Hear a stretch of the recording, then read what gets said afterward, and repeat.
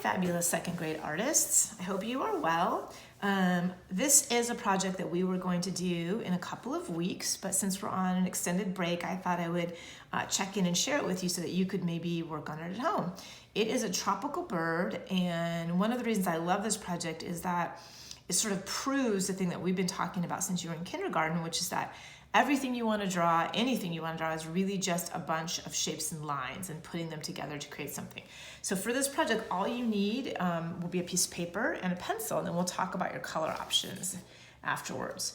So the first part of this bird is a backwards sort of lopsided C. So I go in the middle of my paper and I'm going to draw a shape that looks like this. So it's kind of like a C, but sort of lopsided, a curved line.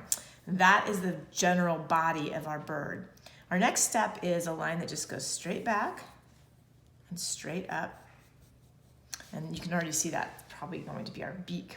Then I need to close off the belly of the bird. So I'm going to come down, and you can do this belly at whatever size you want. I'm going to do mine there, and then I'm going to actually maybe erase some of this because I might not want mine sticking out so much. You can decide what you want to do on that. I want to give my bird an eyeball, so I'm going to do a circle and then another circle inside. I also like to give my tropical bird, I call it a hairdo, because many tropical birds have these beautiful feathers on top of their head. And I will send you with this video a link to some pictures of some tropical birds so you can look at some actual birds and see what sort of things you want to be inspired by. One of my favorite things about these birds are the tails, so you can go really crazy on these. I like to make them really long because it gives me something fun to color. And then this bird needs to be sitting on a branch, so we don't want it floating in the air. And the way you make a branch is just going straight line, pick that line up over here, keep going, then another line underneath, stop at the tail, and then pick it up at the same place under. This bird also needs some feet or talons or claws, depending on what kind of birds you draw. So I'm just going to do some here, and then you'll notice that you're going to want to erase the line that runs through the talons, but keep this straight line. So what I mean by that is the line shouldn't run through its little feet. It should be erased. Our bird also needs a wing, which is a fun place to add some designs, which we can talk about. And then I like to put this bird into a tropical forest. And so all you need to do to create that are some more branches. So the branches are going to come off one another. And the trick is that when you connect a branch, the line that connects the two needs to be erased so that it looks like it's one continuous branch. And then I like to have some shooting off. Again, erase that line. And then you can decide, you can put leaves, you can put all those beautiful tropical flowers. I'm gonna do some branches over here. I like to really fill my page and make it look like a true forest, because then when I get to the coloring part, I can really go crazy on it and add details. I know a lot of you like to add other little details. You could add other creatures in this rainforest. It could be insects, there could be other birds, there could be other sorts of animals. You just can go crazy on that and just create whatever scene you want. So let's say I was done with my image and I'm ready to add some color. We all have different things at home, and you can use anything on this. If you have crayons, use crayons. If you have colored pencils, you could use markers. You could use pastels. You could use watercolors.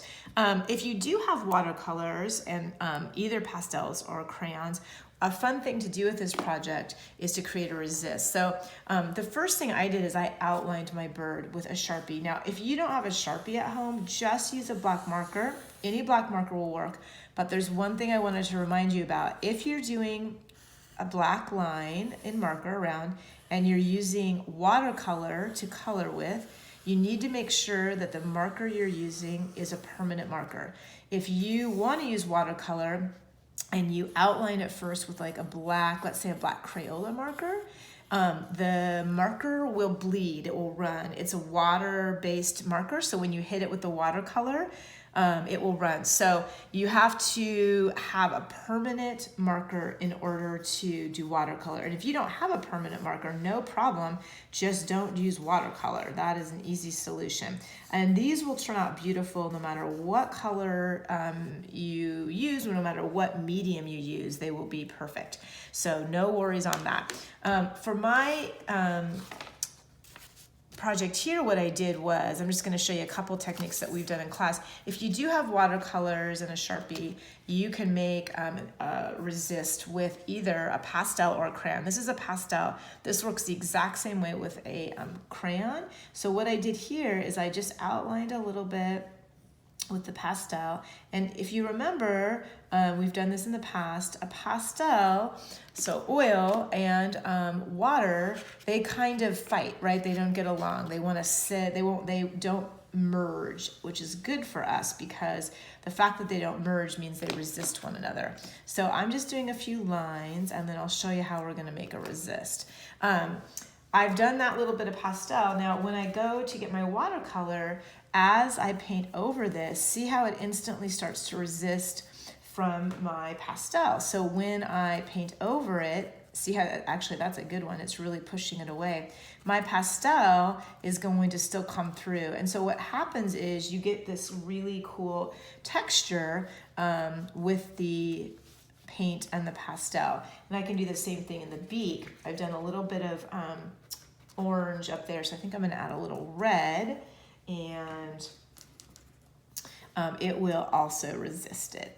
So that is a great technique you can use. Again, you do not have to have paints or pastels to do this. You can do it in any medium and have a final copy that is all colored. I think the trick for this is that you want to make it as colorful as possible. A bright sky, some beautiful leaves, a beautiful beak, a beautiful flower here and there, and just be really creative. If you don't have watercolors and you would like to borrow some, I am going to try and collect a few from our classroom tomorrow. We have a brief entry period into the school, so I'm going to grab as many watercolors as I can. If you wanted to borrow one and you email me, I'm happy to just drop them off for you to use. If you have any questions, please email me with those as well. I hope you enjoy this project, and I will post again next week another project. I hope you enjoy it. Be well, take care, bye-bye.